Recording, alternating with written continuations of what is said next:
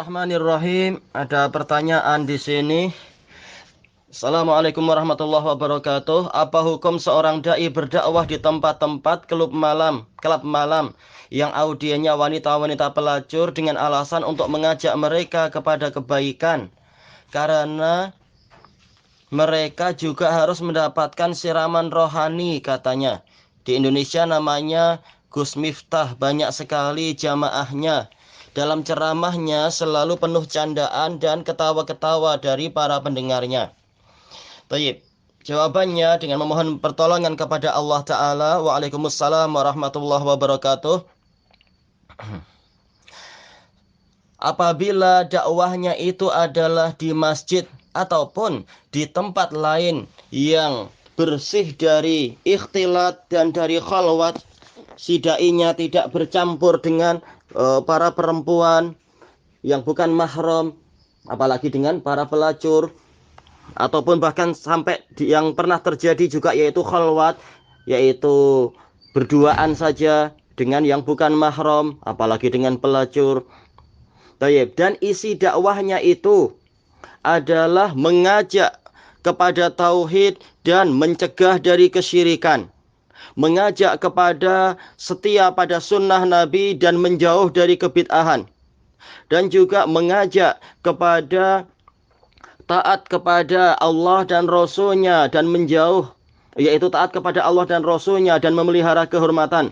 Dan menjauh dari kemaksiatan secara umum, menjauh dari perkara yang merusak kehormatan secara lebih khusus, dan menjauh dari perzinaan secara lebih khusus lagi, maka yang demikian ini tidaklah mengapa. Yaitu dia datang dalam keadaan tidak bermaksiat, yaitu apa? Tidak mengalami ikhtilat, campur aduk lagi perempuan atau hanya berduaan. Dan yaitu dia selamat dari perkara ini. Dan juga dia datang dengan apa? Isi dakwahnya memang mengajak kepada tauhid, mencegah kesyirikan, mengajak kepada sunnah, menjauh dari kebid'ahan, mengajak kepada ketaatan dan kehormatan, dan mencegah serta melarang dari perkara yang merusak kehormatan dan melarang dari perkara yang berisi perzinaan dan juga kemaksiatan secara umum. Maka yang seperti ini adalah tidak mengapa. Karena Nabi Muhammad SAW datang ke tempat kesyirikan untuk menolak manusia dari kesyirikan, mencegah manusia dari kesyirikan, dan membongkar batilnya kesyirikan itu.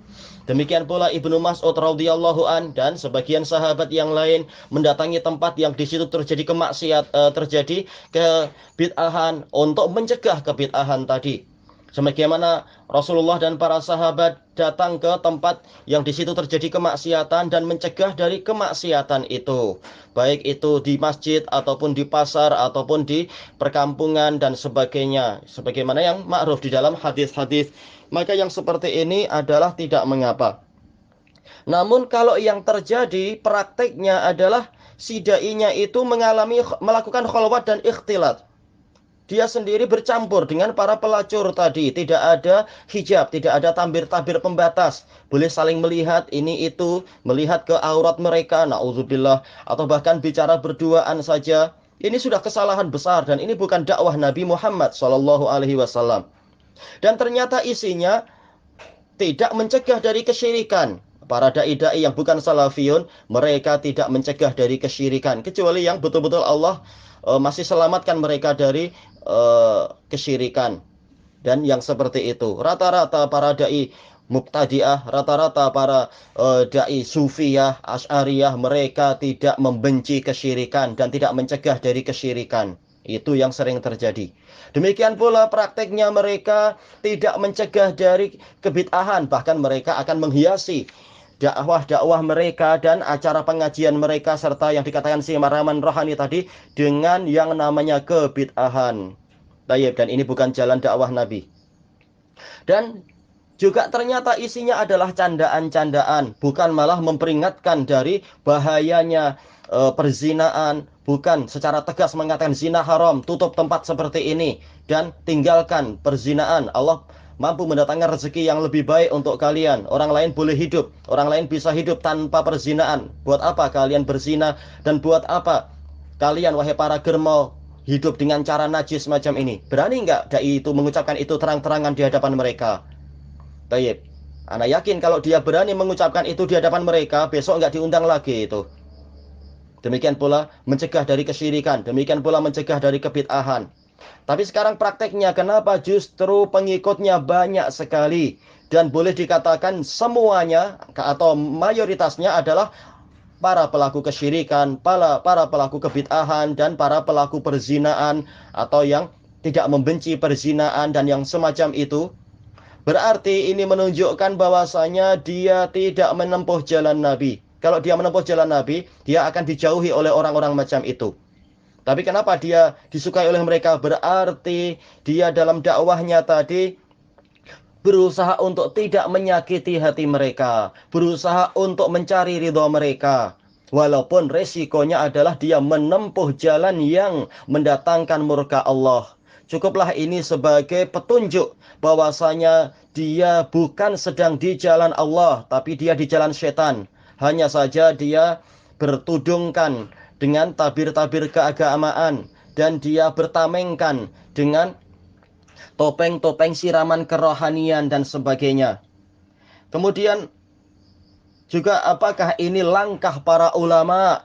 Apakah ini langkah Imam Syafi'i? Kalau memang mereka mengatakan, oh kami ikut Syafi'i. Apakah ini langkah Imam Syafi'i? Apakah kalian tahu Abu Hanifah, demikian pula Malik, demikian pula Ahmad, para imam-imam yang terkenal itu, apakah mereka mendatangi tempat pelacuran untuk kemudian berdakwah dengan cara dakwah kalian? Banyak tertawa-tertawa, candaan-candaan dengan para pelacur dan para germo. Apakah para imam yang empat melakukan itu?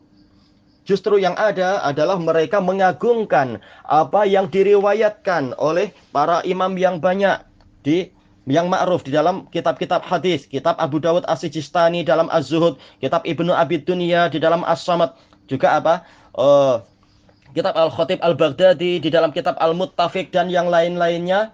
Hadis Umar ibnu Khattab radhiyallahu an, yang mana beliau mengatakan, man arada nafsahu lituhmah fala yalumanna man asa'a dhanna bih. Barang siapa menyodorkan dirinya untuk dituduh, untuk dicurigai, maka jangan sekali-kali dia mencela orang yang buruk sangka kepadanya. Baik, para imam yang empat terkenal di situ, mereka berusaha tentang masalah ini dan yang lainnya, mereka berusaha menjaga kehormatan, jangan sampai kehormatan mereka ternoda, jangan sampai orang curiga, ngapain ini keluar masuk tempat pelacuran.